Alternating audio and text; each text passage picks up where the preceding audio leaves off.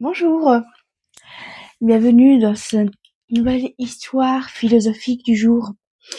Avant de commencer, je dédicace cette histoire à Béatrice, une amie avec qui j'ai parlé hier, et donc je lui avais promis que je raconterais cette histoire aujourd'hui par rapport à une conversation que nous avons eue et qui m'a inspirée pour vous raconter cette histoire. Je ne connais pas le titre exact, je la nommerai L'enfant, le vieil homme et l'âne. Ou plutôt ce que pensent les autres de vous. Voilà.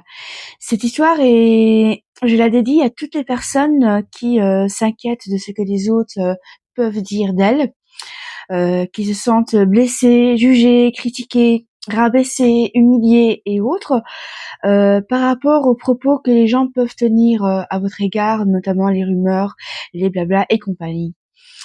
Donc, je commence.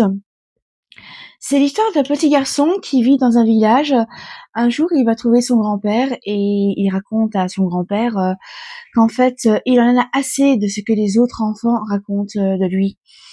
Voilà, et que du coup, il ne veut plus jouer avec eux. Bonjour Indra, c'est mon chat. Bref, cet enfant, en a assez des blabla et des ragots qui circulent sur lui. Il en a assez de ce que les gens disent et donc il est très seul, isolé. Il s'isole des autres volontairement parce que ce qu'on dit de lui le touche profondément. Son grand-père l'écoute attentivement et puis lui dit écoute, demain nous allons aller au marché. Je voudrais juste que tu entendes ce que les gens disent. Le lendemain matin, ils prennent l'âne et puis le grand-père met l'enfant sur l'âne. Ils vont au centre du village, là où il y a le marché. Et puis l'enfant est sur l'âne, le grand-père à côté. Et là, les gens commencent à parler. Oh, regardez cet enfant! Mais comme il est indigne! Son grand-père est là à côté à marcher sur l'âne, alors que c'est le grand-père qui devrait être sur l'âne. Ah, la jeunesse actuelle! Ils n'ont plus le respect des aînés. Et le grand-père ne dit rien, mais dit simplement à son fils, son petit-fils, tu entends mon enfant? Le lendemain matin, il retourne de nouveau au centre du village. Mais cette fois-ci, c'est le vieil homme qui est sur l'âne et l'enfant qui marche à côté de l'âne. Et puis l'enfant entend les gens dire oh, regardez cet enfant, regardez ce vieil homme, il est indigne par rapport à son petit-fils. L'enfant est jeune, il devrait être sur l'âne. Mon Dieu, mais nous ne respectons plus nos enfants. Et le grand-père ne dit rien, mais dit simplement à son petit-fils, tu as entendu? Le troisième jour, l'enfant et le grand-père retournent au village. Et cette fois-ci, tous les deux sont sur l'âne. Et l'âne marche difficilement avec le grand-père et l'enfant dessus. Et là, les gens s'indignent. Oh mon Dieu! Comme ils persécutent des animaux! Regardez, ils sont deux sur l'âne! Mais quel pauvre animal! Comment peut-on le traiter comme cela? Le grand-père ne dit rien, mais dit à son petit-fils, tu entends ce qui est dit? Le quatrième jour, ils vont de nouveau au village. Et cette fois-ci, personne n'est sur l'âne, ni le grand-père, ni le petit-fils. Ils marchent côte à côte, et là, les gens rigolent. Oh, regardez-les! Ils ont un âne! Et ils ne l'utilisent même pas. Ils ne sont même pas dessus. Qu'est-ce qu'ils sont stupides! Ils ne se servent pas de l'animal. Le grand-père ne dit rien, mais dit à son petit-fils, tu as entendu ce qui a été dit? Le dernier jour, ils retournent au village.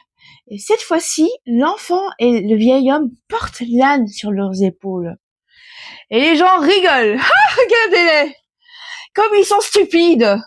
Au lieu de monter sur l'âne, ils le portent sur les épaules. Qu'est-ce que c'est étrange et qu'est-ce qu'ils sont débiles! Et les gens rient. Le grand-père ne dit rien, mais dit à son petit-fils, tu as entendu ce qui a été dit?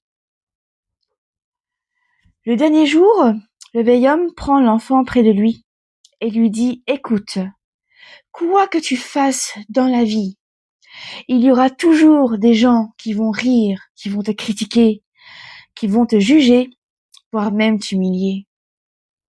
Alors, s'il te plaît, Ne décide pas en fonction de ce que les gens vont dire de toi, parce qu'ils auront toujours quelque chose à dire, de méchant et de négatif. Donc, suis ton chemin, fais ce qu'il te plaît, sans te préoccuper de ce que diront les gens, parce que quoi qu'il arrive, ils parleront toujours.